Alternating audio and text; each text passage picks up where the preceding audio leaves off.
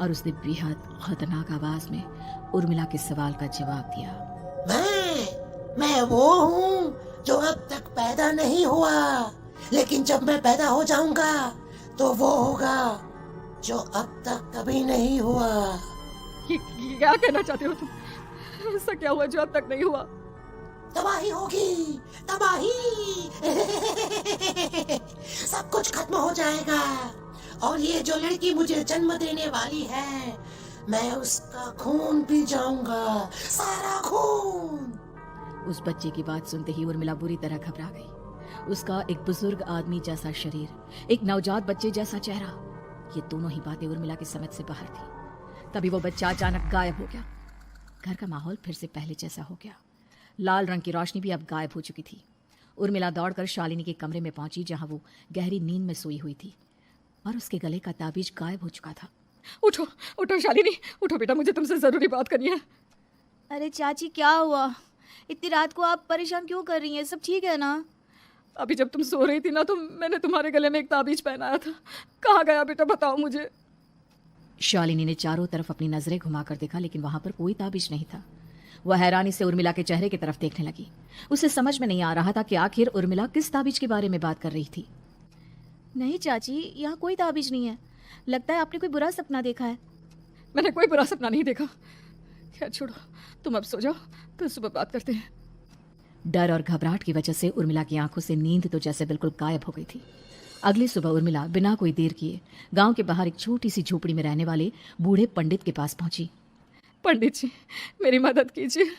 अरे आओ आओ उर्मिला, क्या हुआ? सब ठीक तो है ना? क्या बताओ पंडित जी, बहुत बड़ी मुसीबत है। मेरी दूर की एक रिश्तेदार लड़की पेट से है और उसके साथ बहुत डरावनी चीजें हो रही है। कल रात को तो एक अजीब सा दिखने वाला बच्चा मेरी आंखों के सामने आकर खड़ा हो गया था। ये तुम क्या कह रही हो? मुझे साफ साफ बताओ कि आखिर तुमने क्या देखा? उर्मिला ने अपने साथ हुई बीती रात की पूरी घटना पंडित जी को बताई, जिसे सुन पंडित जी के माथे पर चिंता की लकीरें उभर आई। अनर्थ होने वाला है, अनर्थ। बरसों पहले भी उस हैवान ने एक लड़की के पेट से जन्म लिया था और उसके बाद उस शहर को पूरी तरह से तबाह कर दिया। कैसी विपदा पंडित जी, कैसी बात कर रहे हैं आप? बताइए मुझे, और इसका उपाय क्या है? इसका उपाय तो है, लेकिन बहुत कठिन है। हो सकता है कि उस उपाय को करने के दौरान तुम्हारी जान भी चली जाए। मुझे मेरी जान की कोई परवाह नहीं, पर आप जिस तबाही के बारे में बात कर रहे हैं, बस वो नहीं होनी चाहिए। लाखों लोगों की जान बचाने के लिए मैं कुछ भी करूंगी। तो ठीक है, मेरी बात ध्यान से सुनो। बरसों पहले एक भयानक तांत्रिक ने अपनी तंत्र क्रिया के जरिए एक मासूम लड़की के साथ रिश्ता बनाकर उसके पेट से जन्म लिया था। इस तरह से वो अपने जैसे लोगों की संख्या इस दुनिया में बढ़ाना चाहता था। आपके कहने का मतलब है कि शालिनी के पेट से भी उस शैतान को जन्म लेना है, इसलिए उसने उसके साथ ये सब किया है। ठीक पहचाना तुमने। अब मैं तुम्हें एक ऐसा सिंदूर दूंगा जिसे तुम्हें ले जाकर उस लड़की के पेट पर लगाना होगा। क्या ऐसा करने से सब कुछ ठीक हो जाएगा?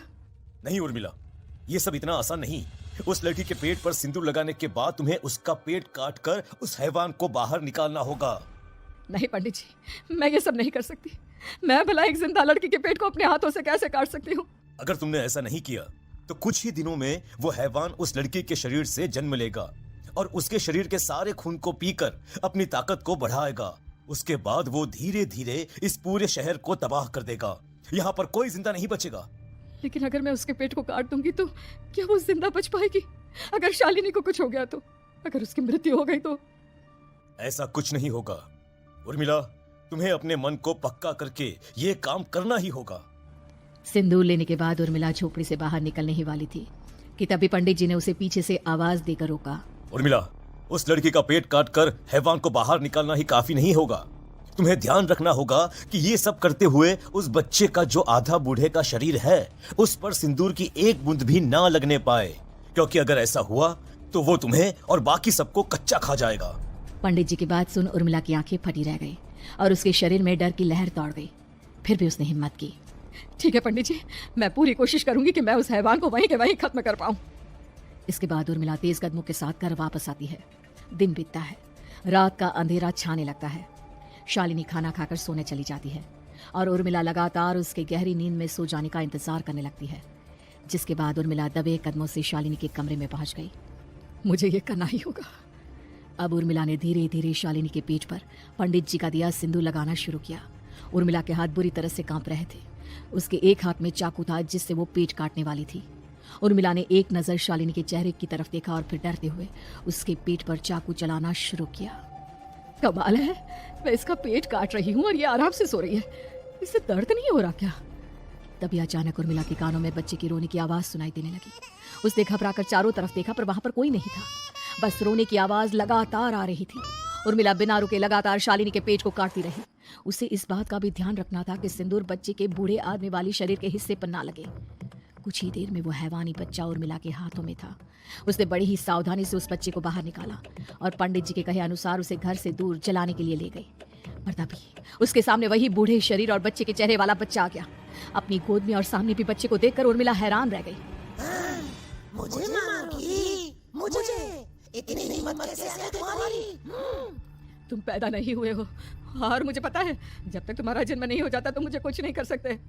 इतना बोलते ही उर्मिला तुरंत उस बच्चे को घास के ढेर पर फेंक कर उसमें आग लगा देती है, जिसके तुरंत बाद वो बूढ़े आदमी के शरीर और बच्चे के चेहरे वाला अजीब तांत्रिक का भूत भी वहां से गायब हो जाता है। कुछ देर बाद उर्मिला घर पहुंचती है तो वो ये देखकर हैरान रह जाती है कि शालिनी का पेट अपने आप जुड़ चुका था। शुक्र है भगवान का और उन पंडित जी का, अब सब ठीक हो जाएगा। सुबह शालिनी सोकर उठती है तो अपना पेट देख पूरी तरह घबरा जाती है। चाची, चाची ये सब क्या हो गया?